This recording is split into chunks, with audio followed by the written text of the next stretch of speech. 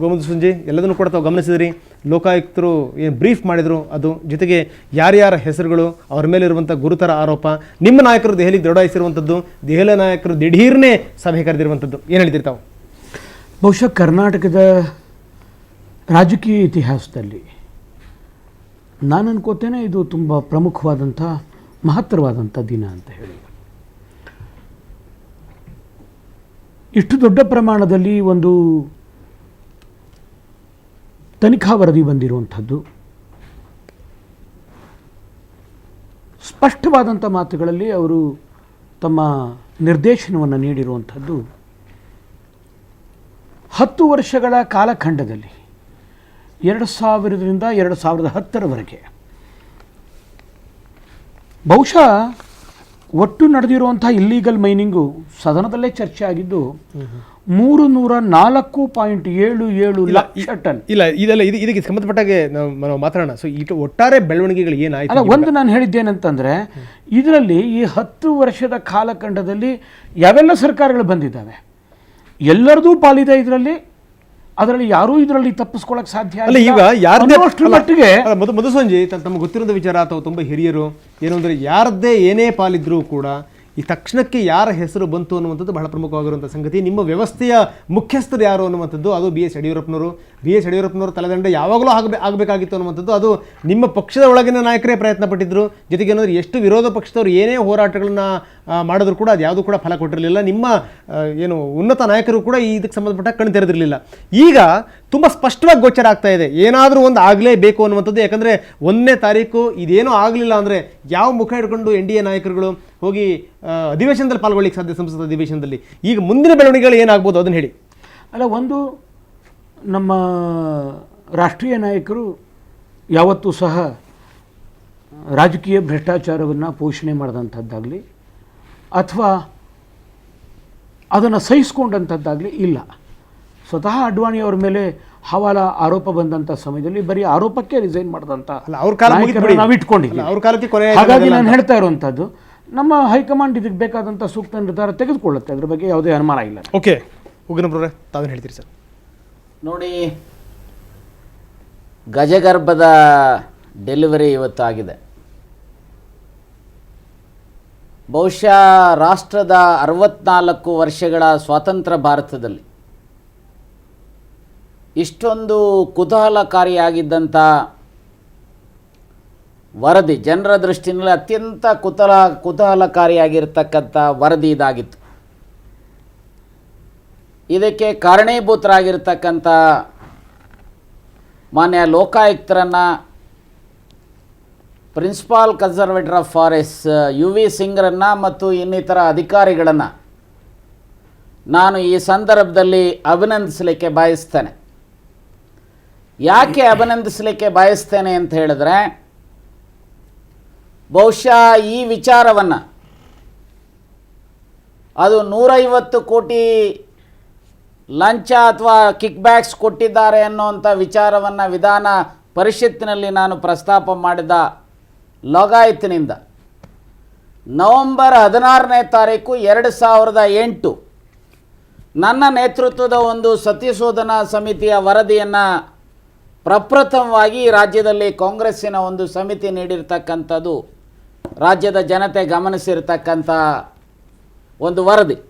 ಇದರಲ್ಲಿ ಯಾವ ರೀತಿ ಅಕ್ರಮ ಗಣಿಗಾರಿಕೆ ಎಲ್ಲ ಮಾಡಿದೆ ಅನ್ನುವಂಥ ಫೋಟೋಸ್ ಸಮೇತ ನಾನು ವರದಿಯನ್ನು ನೀಡಿದ್ದೆ. ಇದರಲ್ಲಿ ಅನೇಕ ದಾಖಲಾತಿಗಳಿದ್ದಾವೆ. ನಾವು ಏನು ರೆಕಮೆಂಡೇಷನ್ಸನ್ನು ಮಾಡಿದ್ದೇವೆ ಇದರಲ್ಲಿ ಬಹುತೇಕ ಈ ರೆಕಮೆಂಡೇಷನ್ಸನ್ನು ಇರತಕ್ಕಂಥದ್ದು ಏನಿದ್ದಾವೆ ಅದನ್ನು ಇವತ್ತು ಲೋಕಾಯುಕ್ತರು ಇದನ್ನು ಮತ್ತೆ ಸ್ಪಷ್ಟಪಡಿಸಿದ್ದಾರೆ. ನಾನು ಈ ಸಂದರ್ಭದಲ್ಲಿ ಇಷ್ಟೇ ಹೇಳಲಿಕ್ಕೆ ಬಯಸ್ತೇನೆ. ಈಗ ಲೋಕಾಯುಕ್ತರು 2006ರಿಂದ 2010ರವರೆಗೆ ಸುಮಾರು 16,087 ಕೋಟಿಯಷ್ಟು ರಾಜ್ಯದ ಬೊಕ್ಕಸಕ್ಕೆ ನಷ್ಟ ಆಗಿದೆ ಅಂತೇಳಿ ಹೇಳಿದ್ದಾರೆ. ನಾವು ಹೇಳ್ತಾ ಇದ್ವಿ ವಿವಿಧ ಮೂಲಗಳ, ಯಾಕಂದರೆ ಅವರಿಗೆ ಸಿಕ್ಕಿರತಕ್ಕಂಥ ಮಾಹಿತಿಯಲ್ಲಿ 16,000 ಕೋಟಿ ನನಗೆ ಇದನ್ನು ಮತ್ತಷ್ಟು ಪ್ರೋಬ್ ಮಾಡಿದ್ರೆ ಕನಿಷ್ಠ 1,00,000 ಕೋಟಿಗೂ ಹೆಚ್ಚು ಸಂಪತ್ತು ಇವತ್ತು ಲೂಟಿ ಆಗಿರ್ತಕ್ಕಂಥದ್ದು ಬರುತ್ತೆ. ಇಲ್ಲಿ ನಾವು ಗಮನಿಸಬೇಕಾಗಿರುವಂಥದ್ದು, ಒಂದು ರಾಜ್ಯಕ್ಕೆ ನಷ್ಟ ಆಗಿರುವಂಥದ್ದು, ಮತ್ತೊಂದು ಕಡೆ ಮುಖ್ಯಮಂತ್ರಿಗಳು ಈ ಅಕ್ರಮ ಗಣಿಗಾರಿಕೆಗೆ ನಾವುಗಳು ಬೆಂಗಳೂರಿನ ಅಧಿವೇಶನದಲ್ಲಿರ್ಬೋದು ಅಥವಾ ಬೆಳಗಾವಿನ ಅಧಿವೇಶನದಲ್ಲಿರ್ಬೋದು, ವಿಧಾನಮಂಡಲದ ಒಳಗಡೆ ಇರ್ಬೋದು, ವಿಧಾನಮಂಡಲದ ಹೊರಗಡೆ ಇರ್ಬೋದು, ಅಥವಾ ಬಳ್ಳಾರಿಗೆ ಸುಮಾರು 350 ಕಿಲೋಮೀಟರ್ ಪಾದಯಾತ್ರೆ ಮಾಡಿದಂಥ ಸಂದರ್ಭದಲ್ಲಿ ಸರ್ ಒಂದೇ ನಿಮಿಷ ನಾನು ನಿಮ್ಮ ಜೊತೆಗೆ ಮಾತಾಡ್ತೀನಿ. ಬನ್ನಿ, ಇದಕ್ಕೆ ಸಂಬಂಧಪಟ್ಟ ಹಾಗೆ ಮಾಜಿ ಮುಖ್ಯಮಂತ್ರಿ ಕುಮಾರಸ್ವಾಮಿ ಈಗ ನಮ್ಮೊಂದಿಗೆ ದೂರವಾಣಿ ಸಂಪರ್ಕದಲ್ಲಿದ್ದಾರೆ. ಕುಮಾರಸ್ವಾಮಿ ಏನು ಹೇಳ್ತಾರೆ ಕೇಳೋಣ. ಕುಮಾರಸ್ವಾಮಿ ಅವರೇ, ಅಂತೂ ಇಂತೂ ಏನಿವತ್ತು ಬ್ರೀಫ್ ಮಾಡಿದ್ರು ಲೋಕಾಯುಕ್ತರು ಪತ್ರಿಕಾಗೋಷ್ಠಿನಲ್ಲಿ, ಬಂದಂಥ ಹೆಸರುಗಳೇ ಬಂದಿರುವಂಥದ್ದು, ಅದರಲ್ಲಿ ಪ್ರಮುಖವಾಗಿ ತಮ್ಮ ಹೆಸರು ಕೂಡ ಪ್ರಸ್ತಾಪಗೊಂಡಿದೆ ಅನ್ನುವಂಥದ್ದು. ತಾವು ಹೇಳ್ತಾ ಇದ್ರಿ ಯಾವಾಗಲೂ ಬರಲಿ ಅದೆಲ್ಲ ರಿಪೋರ್ಟ್ ಬರಲಿ, ರಿಪೋರ್ಟ್ ಬಂದಮೇಲೆ ಪ್ರತಿಕ್ರಿಯೆ ಕೊಡ್ತೀನಿ ನಾನು ಅಂತ ಅನ್ನುವಂಥದ್ದು. ಏನು ಹೇಳ್ತೀರಿ ತಾವು? ಈಗ ಅವರು ನನ್ನ 2 ಪ್ರಕರಣಗಳ ಬಗ್ಗೆ ಇವತ್ತು ಹೇಳಿರ್ತಕ್ಕಂಥದ್ದು ಅವರೇ ಹೇಳಿದ್ದಾರೆ. ಸ್ಟೇಟ್ ಎಕ್ಸ್ಚೆಕರ್ಗೆ ಯಾವುದೇ ರೀತಿ ಬೊಕ್ಕಸಕ್ಕೆ ನಷ್ಟ ಆಗಿಲ್ಲ ಅಂತಕ್ಕಂಥದ್ದು ಒಂದು ಹೇಳಿದ್ದಾರೆ ಪ್ರಮುಖವಾಗಿ. ಅದೇ ಪ್ರಮುಖವಾಗಿರ್ತಕ್ಕಂಥ ಅಂಶ. ಅದ್ರ ಜೊತೆಗೆ ನಾನು ಅದು ಪರ್ಮಿಷನ್ ಕೊಟ್ಟಿರೋದಲ್ಲ, ರೆಕಮೆಂಡ್ ಮಾಡಿರೋದಷ್ಟೇ. ಅದು ಅವ್ರು ಹೇಳ್ಬೇಕಾದ್ರೆ ಗ್ರಾಂಟಿಂಗ್ ಆಫ್ ಮೈನ್ ಅಂತ ಹೇಳ್ತಾ ಇದ್ರು, ಬಟ್ ಗ್ರಾಂಟ್ ಮಾಡಿಲ್ಲ. ನಾನು ನನ್ನ ಕಾಲದಲ್ಲಿ ರೆಕಮೆಂಡ್ ಮಾಡಿರ್ತಕ್ಕಂಥದ್ದು, ಆ ರೆಕಮೆಂಡ್ ಮಾಡ್ತಕ್ಕಂಥದ್ದಲ್ಲಿ ಪ್ರೊಸೀಜರಲ್ ಮಿಸ್ಕಂಡಕ್ಟ್ ಅಂತಕ್ಕಂಥದ್ದು ಏನೋ ಒಂದು ಪದ ಅವ್ರು ಹೇಳ್ಕೊಂಡಿದ್ದಾರೆ. ಆ ಪ್ರೊಸೀಜರಲ್ ಮಿಸ್ಕಂಡಕ್ಟ್ ಏನು ಅಂತಕ್ಕಂಥದ್ದು ನಾನು ಆ 2 ಪ್ರಕರಣಕ್ಕೆ ಸಂಬಂಧಪಟ್ಟಂತ ಪ್ರತಿಯನ್ನು ತೆಗೆದುಕೊಳ್ಳಿಕ್ಕೆ ಹೇಳಿದ್ದೇನೆ. ಅವರು ಏನೋ ಅವರ ವ್ಯೂಸ್ ಕೊಟ್ಟಿದ್ದಾರೆ. ನಾನು ರೆಕಮೆಂಡ್ ಮಾಡ್ತಕ್ಕಂಥ ವಿಷಯದಲ್ಲಿ ಏನ್ ಮಿಸ್ಕಂಡಕ್ಟ್ ಮಾಡಿದ್ದೇನೆ ಅಂತಕ್ಕಂಥದ್ದಕ್ಕೆ ರೀಸನ್ ಏನ್ ಕೊಟ್ಟಿದ್ದಾರೆ, ಅದನ್ನ ನಾನು ನೋಡಿದ ನಂತರ ಸಂಪೂರ್ಣ ಮಾಹಿತಿಯನ್ನು ನಿಮ್ ಮುಂದೆ ಇಡ್ತಕ್ಕಂಥದ್ದಕ್ಕೆ ಸಿದ್ಧ ಇದ್ದೇನೆ. ಸೊ ಇಲ್ಲಿ ತನಕ ಬಂದಿರುವಂತಹ ಮಾಹಿತಿಗಳ ಪ್ರಕಾರ, ಇಲ್ಲಿ ತನಕ ಕೊಟ್ಟಿರುವಂತಹ ಏನು ಪಾಯಿಂಟ್ಸ್ ಏನಿದೆ, ಬುಲೆಟ್ ಪಾಯಿಂಟ್ಸ್, ಅದ್ರ ಬಗ್ಗೆ ತಮ್ಮ ಅಭಿಪ್ರಾಯ ಏನು ಸರ್? ನನ್ನ ಅಭಿಪ್ರಾಯದಲ್ಲಿ ಯಡಿಯೂರಪ್ಪನವರು ಇಲ್ಲಿಯವರೆಗೆ ನಾನು ಏನು ತಪ್ಪೇ ಮಾಡಿಲ್ಲ, ಯಾವುದೇ ದಾಖಲೆಗಳೇ ಇಲ್ಲ, ನಾನು ರಾಜ್ಯದಲ್ಲಿ ಅಕ್ರಮ ಗಣಿಗಾರಿಕೆ ನಿಲ್ಸಿದ್ದೇನೆ ಅಂತಕ್ಕಂಥ ಮಾತುಗಳನ್ನ ಹೇಳ್ತಾ ಇದ್ರು. ಇವತ್ತು ಲೋಕಾಯುಕ್ತ ಅವರು ಅಧಿಕೃತವಾಗಿ ಹೇಳಿರ್ತಕ್ಕಂಥ ವರದಿಯಲ್ಲಿ ಸಂಪೂರ್ಣವಾಗಿ ಮುಖ್ಯಮಂತ್ರಿಗಳ ಜವಾಬ್ದಾರಿಯಲ್ಲಿ ಯಾವ ರೀತಿ ನಡ್ಕೊಂಡಿದ್ದಾರೆ ಮತ್ತು ಕುಟುಂಬದವರಿಗೆ ಹಣ ಬಗ್ಗೆ ಪ್ರಮುಖವಾಗಿ ಪ್ರಾಸಿಕ್ಯೂಷನ್ಗೆ ಫಿಟ್ ಕೇಸ್ ಅಂತಕ್ಕಂಥ ಹೇಳಿದ್ದಾರೆ. ಅದರ ಹಿನ್ನೆಲೆಯಲ್ಲಿ ಮುಖ್ಯಮಂತ್ರಿಗಳು ಮತ್ತೆ ಬಿಜೆಪಿ ಪಕ್ಷ ಈಗಲಾದರೂ ಏನ್ ನಿರ್ಧಾರವನ್ನು ತೆಗೆದುಕೊಳ್ತಾರೆ ಕಾದ್ ನೋಡಂತೆ. ಧನ್ಯವಾದಗಳು ಸರ್ ನಮ್ಮ ಜೊತೆ ಮಾತಾಡೋದಕ್ಕೆ. ಕುಮಾರಸ್ವಾಮಿ ಅವರು ಹೇಳೋ ಪ್ರಕಾರ ಏನಂತಂದರೆ, ನನ್ನ ಹೆಸರು ಪ್ರಸ್ತಾಪ ಆಗಿದೆ ನಿಜ, ಆದರೆ ಯಾವ ಸಂದರ್ಭದಲ್ಲಿ ಇದು ಪ್ರಸ್ತಾಪ ಆಗಿದೆ ಅನ್ನುವಂಥದ್ದು ಬಹಳ ಪ್ರಮುಖವಾಗಿರುವಂಥ ಸಂಗತಿ ಅಂತ. ಆದರೆ ಇದಕ್ಕೆ ಸಂಬಂಧಪಟ್ಟಂಗೆ ಇನ್ನಷ್ಟು ನನ್ನ ಮಾಹಿತಿಗಳನ್ನು ನೋಡ್ತಾ ಇದ್ದೀನಿ, ಅದಾದ ನಂತರ ಪ್ರತಿಕ್ರಿಯೆ ನೀಡ್ತೀನಿ ಅಂತಾರೆ ಕುಮಾರಸ್ವಾಮಿ. ಬನ್ನಿ, ಸಂಬಂಧಪಟ್ಟಾಗ ಮಾತಾಡಲಿಕ್ಕೆ ಮಾಜಿ ಸಚಿವ ಸಚಿವ ಸೋಮಣ್ಣ ಈಗ ನಮ್ಮೊಂದಿಗೆ ನೇರ ಸಂಪರ್ಕದಲ್ಲಿದ್ದಾರೆ. ಸಚಿವ ಸೋಮಣ್ಣ ಏನು ಹೇಳ್ತಾರೆ ಕಾರಣ. ಸೋಮಣ್ಣ ಅವರೇ, ತಾವು ಏನು ಹೇಳ್ತೀರಿ ಏನಂದರೆ, ಹಿಂದೆ ನಾವು ನಿಮ್ಮ ಜೊತೆ ಮಾತಾಡಿದ್ವಿ, ಆ ಸಂದರ್ಭದಲ್ಲಿ ತಾವು ಒಂದು ಮಾತನ್ನು ಹೇಳಿದ್ರಿ, ಯಾವುದೇ ಕಾರಣಕ್ಕೂ ನಮ್ಮ ಹೆಸರು ಬರಲಿಕ್ಕೆ ಸಾಧ್ಯನೇ ಇಲ್ಲ ಅನ್ನುವಂಥದ್ದು. ಈಗ ಲೋಕಾಯುಕ್ತ ನ್ಯಾಯಮೂರ್ತಿಗಳು ಹೇಳಿರೋ ಪ್ರಕಾರ ಏನಂದ್ರೆ ತಮ್ಮ ಹೆಸರು ಕೂಡ ಇದೆ ಅನ್ನುವಂಥದ್ದನ್ನು ತಾವು ಪುನರುಚ್ಚರಿಸಿದ್ದಾರೆ. ಏನು ಹೇಳ್ತೀರಿ ಸರ್ ತಾವು? ನಿಮ್ ಗಮನಕ್ಕೆ ತರ್ತೀನಿ ಭರದ್ವಾಜರೇ. ಹೇಳಿ ಸರ್. ನಾನು ತೆರೆದ ಪುಸ್ತಕ. ನಾನು ಜೀವನದಲ್ಲಿ ಬೆಂಗಳೂರು ಬಂದು 42 ವರ್ಷ ಆಯ್ತು. ಒಂದೇ ಒಂದು ಸಣ್ಣ ಅಪಚಾರನೂ ಮಾಡಿಲ್ಲ, ತಪ್ಪು ಮಾಡಿಲ್ಲ. ಮಾಡ್ತಕ್ಕಂಥ ಜೀವನ ನನಗೆ ಗೊತ್ತೂ ಇಲ್ಲ. ನಾನು ಸಂಸ್ಕಾರ ಜೀವನ ನಡ್ಸ್ಕೊ ಬಂದಿದ್ದೀನಿ. ಈ ಲೋಕಾಯುಕ್ತರ ವರದಿಯಲ್ಲಿ ಏನ್ ಬಂದಿದೆ ಅಂತ ನನಗೆ ಪೂರ್ತಿ ಸಂಪೂರ್ಣವಾದ ಮಾಹಿತಿ ನನಗೆ ಇನ್ನೂ ದೊರಕಿಲ್ಲ. ನಾನೇನಾದ್ರು ಅದ್ರೊಳಗೆ ಡೈರೆಕ್ಟ್ ಆಗಿ ಇನ್ವಾಲ್ವ್ ಆಗಿದ್ದೀನಿ ಅಂದ್ರೆ ಅದಕ್ಕೆ ಬೆಲೆ ತೆತ್ತಕ್ಕೂ ಕೂಡ ನಾನು ತಯಾರಾಗಿದ್ದೀನಿ. ಆದ್ರಿಂದ ಹೇಳಿ ಸರ್. ಆದ್ರಿಂದ ನನ್ನ ಜೀವನ ಪಾರದರ್ಶಕವಾಗಿದೆ, ತೆರೆದ ಪುಸ್ತಕ. ನಾನು ಯಾವುದೇ ಅಕ್ರಮ ಗಣಿಗಾರಿಕೆಯನ್ನಾಗ್ಲಿ ಮತ್ತೊಂದಾಗ್ಲಿ ಎಂತ ಕೆಲಸ ಮಾಡಿಲ್ಲ. ನಿಮ್ಮ ತೆರೆದ ಪುಸ್ತಕದಲ್ಲಿ ಈ ಪುಟಗಳಲ್ಲಿ ಹೆಂಗ್ ಸೇರ್ಕೊಂಡು ಅಂತ ನಿಮ್ಮ ಬಗ್ಗೆ ಇರುವಂತ ಮಾಹಿತಿಗಳು, ಪುಟಗಳು ಯಾವ್ದು ಸೇರಿದೆಯೋ ಇಲ್ವೋ ಇನ್ನೂ ನನಗೆ ಮಾಹಿತಿ ಇಲ್ಲ. ನಿಮ್ಮ ಹತ್ರ ಸ್ಪಷ್ಟವಾದ ಮಾಹಿತಿ ಇದ್ರೆ ಅದನ್ನ ನೋಡ್ಬಿಟ್ಟು ಓದಿ. ಮಾಹಿತಿ ಇಲ್ದಿರಾನೆ ಏನೆಲ್ಲ ಹೇಳ್ತಕ್ಕಂಥದ್ದು ಸರಿಯಾದ ಕ್ರಮ ಅಲ್ಲ. ನಾವೇನು ಹೇಳಿಲ್ಲ ಸೋಮಣ್ಣವ್ರೆ, ಅವ್ರು ಹೇಳಿದ್ದನ್ನು ನಾವು ನಿಮ್ಮ ಎದುರುಗಡೆ ನೇರ ಪ್ರಶ್ನೆ ಇಡ್ತಾ ಇದ್ದೀವಿ. ನಾನು ಮಾತಾಡಕ್ ಕೊಟ್ಟಿದ್ದೀರಿಲ್ಲ, ನಾನೇನ್ ಬಂದಿರಲ್ಲ ಫೋನ್ ಮಾಡಕ್ಕೆ. ಹೇಳಿ ಸರ್. ನಾನು ಯಾವುದೇ ಅಕ್ರಮ ಗಣಿಗಾರಿಕೆಯಲ್ಲಿ ಭಾಗಿಯಾಗಿಲ್ಲ ಅಂತ ಜೀವನ ನನ್ಗೆ ಗೊತ್ತಿಲ್ಲ. ಗೊತ್ತಿದೆ ಅಂತ ಏನಾದ್ರು ಲೋಕಾಯುಕ್ತರು ಹೇಳಿದ್ರೆ ಅದನ್ನ ನಾನು ನನ್ನ ತಲೆದಂಡ ಮಾಡೋದಕ್ಕೆ ತಯಾರಾಗಿದ್ದೀನಿ. ನಾನು ಎಂದೂ ಕೂಡ ತಪ್ಪು ಮಾಡಿಲ್ಲ. ತಪ್ಪು ಮಾಡ್ತಕ್ಕಂಥ ರಾಜಕೀಯದಲ್ಲಿ ಮುಳ್ಳಿನ ಹಾಸಿಗೆಯಲ್ಲಿ ನಾನು ಹೆಂಗ್ ನಡ್ಕೋಬೇಕು ಅಂತ ನನ್ಗೆ ಗೊತ್ತಿದೆ.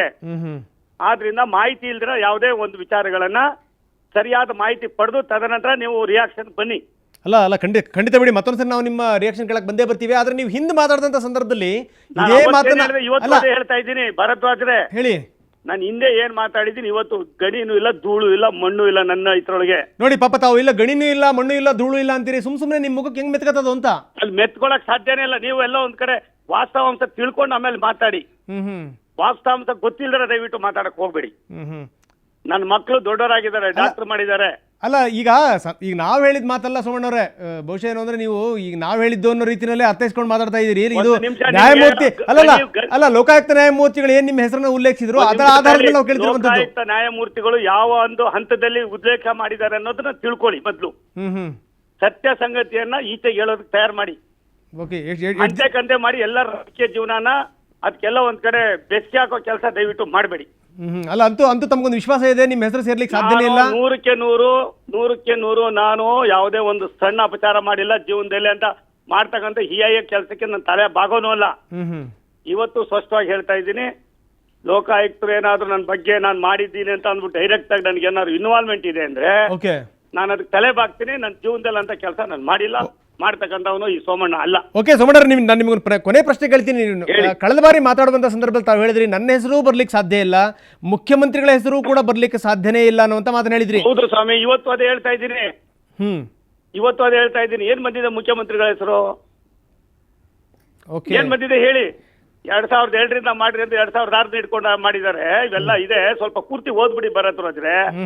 ಏನ್ ಅರ್ಜೆಂಟ್ ಏನಿಲ್ಲ. ಜನಗಳಿಗೆಲ್ಲ ಒಂದ್ ಕಡೆ ನಿಮ್ಮಿಂದ ತಪ್ಪು ಮಾಹಿತಿ ಹೋಗೋದು ಬೇಡ. ಇಲ್ಲ ದಯವಿಟ್ಟು ಏನಿದೆ ಸತ್ಯಾಂಶನ ದಯಮಾಡಿ ಓದಿ. ಒಂದಿನ ನಿಧಾನಕ್ಕೆ ಕೊಟ್ರು ಕೂಡ ಜನ ನೋಡ್ತಾರೆ. ಆದ್ರೆ ಸುಳ್ಳನ್ನ 100 ಸಾರಿ ಹೇಳಿದ್ರು ನೀವು ಸುಳ್ಳೆ ಆಯ್ತದೆ ಅದು. ಅಲ್ಲ ಈಗ ಯಾರ್ಯಾರು ಸುಳ್ಳು ಅಂತೀರಿ? ಈಗ ನಾವ್ ಹೇಳಿದ್ರೆ ಸುಳ್ಳು ಅನ್ಬೋದು, ಲೋಕಾಯುಕ್ತರು ಸುಳ್ಳು ಅಂತೀರ ತಾವು? ನನಗೆ I have got confidence. 100% I am pure. Okay, so ನಾನು ಯಾವುದೇ ತಪ್ಪನ್ನು ಮಾಡಿಲ್ಲ. ಮಾಡಿದ್ದೀನಿ ಅಂದ್ರೆ ನಾನು ತಯಾರಾಗಿದ್ದೆ, ನಾನು ಮಾಡಿಲ್ಲ.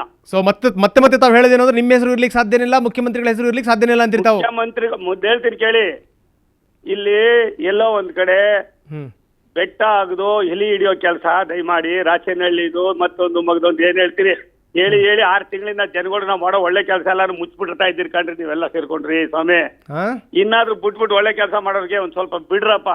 ಅಲ್ಲ ನಿಮ್ಗೆ ಏನ್ ಮಾಡಿರೋ ಪಾಪ, ನೀವು ಒಳ್ಳೆ ಕೆಲಸ ಮಾಡ್ಬೇಡಿ ಅಂತ ಹೇಳಿರೋದ ಸೋಮಣ್ಣವ್ರೆ? ಇಲ್ಲ, ನೀವು ಭರದ್ವಾಜ್ರೆ ನೀವೆಲ್ಲ ಅನುಭವಸ್ಥರು, ತಿಳ್ಕೊಂಡಿರೋರು ಸಮಾಧಾನ. ನಾನು ಜೀವನದಲ್ಲಿ ನಾನು ತಪ್ಪು ಮಾಡಿಲ್ಲ. ಅಲ್ಲ ತಾವು ಹಿರಿಯ ನಾಯಕರು ಯಾಕೆ ಇಷ್ಟೊಂದು ಹತಾಶರಾಗಿ ಮಾತಾಡ್ತಾ ಇದ್ದೀರಿ ತಾವು? ಹತಾಶರಾಗಿ ಎಲ್ಲ ನಾನು ನೋಡ್ತಾ ಇದ್ರೆ ಸುವರ್ಣ ನೋಡ್ತಾ ಇದ್ರೆ ಎಲ್ಲೋ ಒಂದ್ ಕಡೆ ಯಾರೋ ಬೇರೆಯವ್ರು ಯಾರು ಮಾತಾಡ್ಲಿ ನಾನು ಒಪ್ಕೊಳ್ತೀನಿ. ಇವೆಲ್ಲ ಅನುಭವ ಇರ್ತಕ್ಕಂಥ ಜನ, ಅನುಭವಕ್ಕೆ ಎಲ್ಲೋ ಒಂದ್ ಕಡೆ ತುಂಬಾ ಜಾಸ್ತಿ ಬೆಲೆ ಇದೆ. ಬೆಲೆಗೆ ತಕ್ಕಂತೆ ನೀವು ಸೋಮಣ್ಣ ಅಂದ್ರಿ. ನಾನು 42 ವರ್ಷ ಆಯ್ತ್ರಿ ಮಾರಾಯ್ರೆ. ನನ್ಗೆ ಒಂದ್ ಏನು ಸಣ್ಣದು ಗೊತ್ತಿಲ್ರಿ, ತಪ್ಪು ಮಾಡಿ ಜೀವನ ಮಾಡಿರಿ. ಅಲ್ಲ ಖಂಡಿತ ಸೋಮಣ್ಣರೇ, ನೀವು ತಪ್ಪು ಮಾಡಿಲ್ಲ ಅಂತಂದ್ರೆ ನೀವು ತಪ್ಪು ಮಾಡಿಲ್ಲ ಅಂತಂದ್ರೆ ನೀವು ಖಂಡಿತವಾಗ್ಲೂ ಇದರಿಂದ ಹೊರಗಡೆ ಬರ್ತೀರಿ, ನಾವು ಒಪ್ಕೊಳ್ಳೋಣ. ಆದ್ರೆ ಎಲ್ಲ ಒಂದ್ ಕಡೆಗೆ ಈಗ ತಮ್ಮವ್ರನ್ನ ಸೇರ್ಕೊಂಡು ಅಲ್ಲ ಈ ರಾಜಕಾರಣಿಗಳು, ಈ ಪತ್ರಕರ್ತರು ಯಾವಾಗಲೂ ನಮಗೆ ಇಂಪಾಗಂಗ್ ಹೇಳ್ಬೇಕು, ತಂಪಾಗಂಗ್ ಮಾತಾಡ್ಬೇಕು ಅಂತ ಯಾಕೆ ಬಯಸ್ತೀರಿ ತಾವುಗಳು?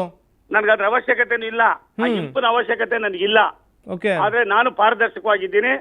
ನನ್ನ ಜೀವನದಲ್ಲಿ ನನ್ನ ವೈಯಕ್ತಿಕ ಬದುಕಿನಲ್ಲಿ ನಾನು ಯಾವುದೇ ಅಪಚಾರ ಆಗ್ಲಿ, ನನ್ನ ಜೀವನಕ್ಕೋಸ್ಕರವಾಗಿ ಸಾರ್ವಜನಿಕರ ಸಂಪತ್ತನ್ನೆಲ್ಲ ಒಂದ್ ಕಡೆ ಲೂಟಿ ಹೊಡೆದು ಜೀವನ ಮಾಡ್ತಕ್ಕಂಥ ಕೀಳು ಮಟ್ಟದ ವ್ಯವಸ್ಥೆಯಲ್ಲಿ ನಾನಿಲ್ಲ. ಓಕೆ, ಧನ್ಯವಾದಗಳು ಸೋಮಣ್ಣವ್ರೆ ನಮ್ಮ ಜೊತೆ ಮಾತಾಡೋದಕ್ಕೆ. ಸೋಮಣ್ಣ ಅವ್ರು ಹೇಳೋ ಪ್ರಕಾರ ಏನಂದ್ರೆ ಯಾವುದೇ ಕಾರಣಕ್ಕೂ ನನ್ನ ಹೆಸರು ಇರ್ಲಿಕ್ಕೆ ಸಾಧ್ಯನೇ ಇಲ್ಲ ಅಂತ ಅವ್ರು ಪೂರ್ತಿ ತಮ್ಮ ಹಾಕೊಂಡಿರುವಂಥ ಅಂಗಿನ ಕೊಡುವಂಥ ಒಂದು ಪ್ರಯತ್ನವನ್ನು ಮಾಡಿದ್ರು. ಆದರೆ ಗಣಿ ಧೂಳು ಅಷ್ಟು ಸುಲಭವಾಗಿ ಹೋಗುವಂಥದ್ದಲ್ಲ, ಅದು ಅನುಭವಿ ಸೋಮಣ್ಣವ್ರಿಗೂ ಕೂಡ ಚೆನ್ನಾಗಿ ಗೊತ್ತಿರುವಂಥ ವಿಚಾರ. ಕಳೆದ ಬಾರಿ ಕೂಡ ಅವ್ರು ಹೇಳಿದರು ನನ್ನ ಹೆಸರು ಬರಲಿಕ್ಕೆ ಸಾಧ್ಯ ಇಲ್ಲ, ಮುಖ್ಯಮಂತ್ರಿಗಳ ಹೆಸರು ಬರಲಿಕ್ಕಂತೂ ಸಾಧ್ಯನೇ ಇಲ್ಲ ಅನ್ನುವಂಥದ್ದು. ಹಿಂದೆಂದೋ ನನ್ನ ಮಗ ಇಂಥ ವ್ಯವಹಾರಗಳನ್ನ ಮಾಡ್ತಾ ಇದ್ದ, ಆದರೆ ಅದು ನಿಲ್ಲಿಸೇ ಹಳೆ ಕಾಲ ಆಗೋಗ್ಬಿಟ್ಟಿದೆ. ಹೀಗಾಗಿ ಏನಂದ್ರೆ ನಮ್ಮ ಹೆಸರು ಬರೋಕ್ಕೆ ಸಾಧ್ಯನೇ ಇಲ್ಲ ಅಂತ ಮತ್ತೆ ಈಗ ಲೋಕಾಯುಕ್ತ ನ್ಯಾಯಮೂರ್ತಿಗಳವ್ರ ಹೆಸರನ್ನು ಪುನರುಚ್ಚರಿಸಿರುವಂಥದ್ದು. ಆದರೆ ಇಷ್ಟೆಲ್ಲ ಆದರೂ ಕೂಡ ಸೋಮಣ್ಣವರು ಒಪ್ಪಲಿಕ್ಕೆ ತಯಾರಿಲ್ಲ. ನನ್ನ ಹೆಸರು ಬರಲಿಕ್ಕೆ ಸಾಧ್ಯ ಇಲ್ಲ, ನಮ್ಮ ಮುಖ್ಯಮಂತ್ರಿಗಳ ಹೆಸರು ಬರಲಿಕ್ಕೆ ಸಾಧ್ಯ ಇಲ್ಲ ಅನ್ನುವಂಥದ್ದು. ಬಹುಶಃ ಇನ್ನಷ್ಟು ವಿವರಗಳು ಲಭ್ಯವಾದ ಮೇಲೆ ನಾವು ಮತ್ತಷ್ಟು ಪ್ರಶ್ನೆಗಳನ್ನ ಕೇಳಲೇಬೇಕು ಸೋಮಣ್ಣವ್ರಿಗೆ. ನಾವು ಕೂಡ ಕಾಯ್ತಾ ಇದ್ದೀವಿ, ಸೋಮಣ್ಣವರು ಕೂಡ ಉತ್ತರ ಕೊಡ್ತಾರೆ ಅಂತ ನಾನು ಭಾವಿಸ್ತೀನಿ. ಬನ್ನಿ, ನಮ್ಮ ಜೊತೆಗೆ YSV ದತ್ತ ಜಾಯ್ನ್ ಆಗಿದ್ದಾರೆ, ವಿಧಾನ ಪರಿಷತ್ ಸದಸ್ಯರು, JDS ಮುಖಂಡರು. ದತ್ತ ಅವರೇ, ಕಾರ್ಯಕ್ರಮಕ್ಕೆ ಸ್ವಾಗತ. ಸೊ ನಿಮ್ಮ ಜೊತೆಗೆ ಮಾತಾಡೋದಿದೆ, ಜೊತೆಗೆ ಪ್ರತಾಪ್ ಸಿಂಹ ಕೂಡ ಕಾಯ್ತಾ ಇದ್ದಾರೆ. ಇದಕ್ಕೆ ಸಂಬಂಧಪಟ್ಟ ಹಾಗೆ ಅವರು ಒಂದು ಪುಸ್ತಕವನ್ನು ಬರೆದಿರುವಂಥವರು, ಅವರತ್ರನೂ ಕೂಡ ಮಾತಾಡೋಣ. ಆದರೆ ಅದಕ್ಕಿಂತ ಮೊದಲು ಒಂದು ಸಣ್ಣ ವಿರಾಮ.